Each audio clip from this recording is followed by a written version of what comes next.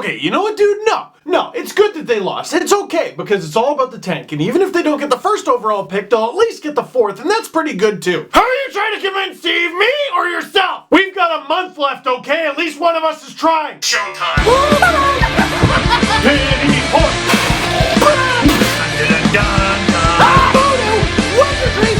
Whoopsie daisy, this team is ruining my life. The Leafs lose. Ha! 4-3 in the crapshoot to the Buffalo Sabres. And you know what? They've been losing a lot in regulation lately, so at least let me say, pity point, pity point. Pity. Who cares? Let's talk about the game, and then we'll talk about what the game means. Just 25 seconds into the game, the Leafs break into the Sabres zone. Nikita Soshnikov over to his dad, and he scores! Leo Komarov with his 19th goal of the season, and history is made for the first time in Leafs history. A son assists on his father's goal. That may or may not be actually true. And while we were all celebrating Nikita Soshnikov's success and Leo Komarov looking amazing, and Nick, get up. Nick, get up! Nikita Soshnikov, just total fluke, falls into the boards, bangs his head off of them, and he's got to go down the tunnel. Now, he came back into the game, and he looked all right in his return, but that doesn't necessarily mean he's out of the woods. Was Soshnikov actually okay after that tumble? I certainly hope so, because it's either that or he went to the Mikhail Grabovski School of Concussion Protocol. Alright, Mikhail, how many fingers am I holding up? Rihanna. Good enough. Now get out there and avoid Zdeno Chara this time. Now, something we haven't talked about very much lately is Leo Komarov's production. It's been dipping. In fact, that goal snapped a 7-game goalless and pointless streak. Now, I have a theory that some players make offense happen and other players happen when there's offense. Take a guy like Alex Ovechkin is obviously a player who makes offense happen. And then there's guys like Leo Komarov who happen when there's offense, and that is not an insult to his skills. It just means that, he's supposed to be the banging guy. Problem with the banging guy is someone has to shoot the puck on the net or pass it to him. Now, Michael Grabner, although he didn't have a bad game this time around, just hasn't been able to get it done with the windshield on.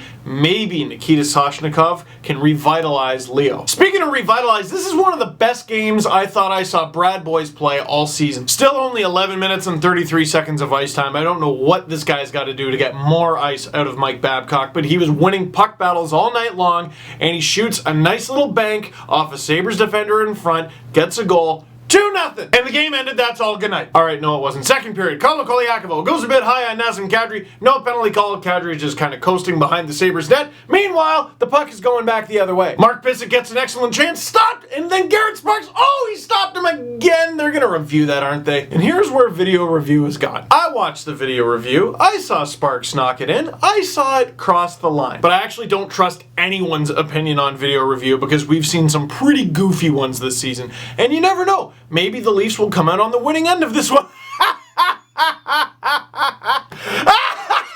The Leafs coming on the win.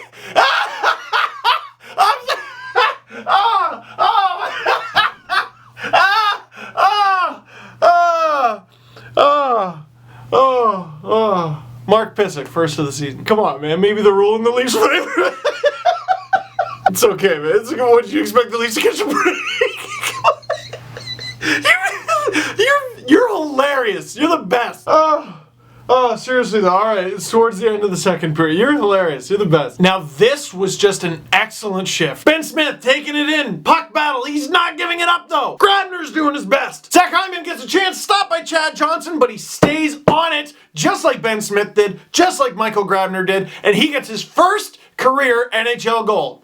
It was so nice watching him score because he was smiling and stuff. And that to me has been the best part of the rookies getting their call up and getting some chances. Like, is this what it feels like as a parent to watch your kids celebrate their first few Christmases? Honey, sometimes I think we get lost in the stress and commercialism of the season, but look at that. That's what Christmas is all about. And it was such a good moment until you're reminded that Santa just doesn't give you wins. And we have seen an influx of skill and excitement and scoring, actual offense for a change, all kinds of things into the Leafs lineup, and what is still lacking? Defense and in some cases common sense. It seems no matter who is in the lineup, where they play in the lineup, whatever Mike Babcock says, there are still players who will just cram Brussels sprouts and baked beans into their ears and crank brain farts for 60 minutes. Midway through the third, I know he's a rookie, I know he's just coming out of the box, but no one's got Jack Eichel, and you gotta get that guy because he's got 19 goals. 20 now. 20. He's got 20. And less than 3.5 minutes later, Morgan Riley's got the puck. Tries to give it to Nazem Kadri. Whoops. That's an easy banging goal for Evander Kane, and I don't know what it is, man. Was it just an errant pass by Riley? Did Kadri call for the puck when he shouldn't have? Were neither of them paying attention? Was it a communication issue? Doesn't matter, because the game's now tied. Garrett Sparks is quickly finding out what Jonathan Bernier and James Reimer already know. It's difficult to be a goalie for the Leafs, because most of the time, even when they keep that shot count down, they'll still do that on occasion. To overtime we go, and Nazem Kadri gets a penalty for living. I honestly have no idea how that's a tripping call. That was hilarious. But you can't argue that it lost the Leafs the game, because the game wasn't decided in overtime and the Sabres didn't score in the ensuing power play. And since no harm and no foul in that regard, Kadri's gotten away with a few. Alright, I'll take it. I'll let that one slide. That's fine. And then we go to the crapshoot. What do you want? This is a crapshoot. Pistol Pete uses a move that he uses all the time. I'd like to see a little more variety, but you know what? That move works sometimes. Didn't work this time. Jack Eichel robbed by the glove of Garrett Sparks. Nazem Kadri, incredible move, backhand. Chad Johnson robs him with the glove. Sam Reinhart, nice move, scores in Garrett Sparks, and now it's up to Will Nye, the hockey guy.